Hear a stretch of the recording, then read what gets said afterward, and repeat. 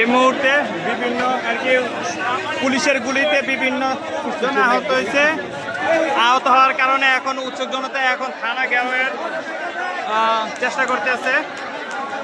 তো এইখানে 3 জন রক্তাক্ত হয়েছে এই পর্যন্ত খবর পাওয়া গেছে।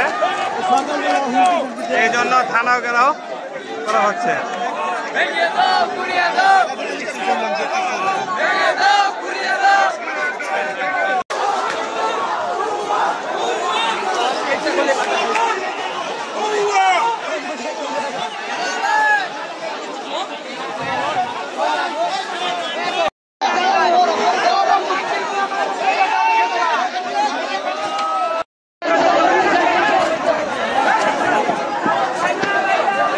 সিরাজদি খানে থানা ঘেরাও করেছে বিভিন্ন শ্রেণী পেশার মানুষ, যে তারা এই সিরাজদি খান থানার মধ্যে এখন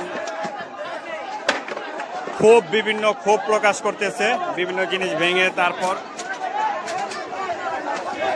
এখানে ভিতরে পুলিশ সদস্যরা বসে আছে। কিছু না আগে গুলি করা হয়েছে, যে 2-3 জন আহত হয়েছে। তো এখন বিভিন্ন টিয়ার শেল দিয়েও জনতাকে থামানো যায়নি। তো এখন বিভিন্নভাবে চেষ্টা করতেছে যে দূরে সরার জন্য। তো আবার যে কোনো মুহূর্তে আবার একটা গণ্ডগোল হতে পারে। তো উৎসুক জনতা এখন থানার সামনে অপেক্ষমান, যে আর কি এখন সবাই একটা আতঙ্কের মধ্যে দিন কাটাচ্ছে সিরাজদি খানে। সিরাজদি খান বাজার মসজিদের মাইক দিয়ে এলান করা হচ্ছে যাতে থানায় আক্রমণ না করা হয়।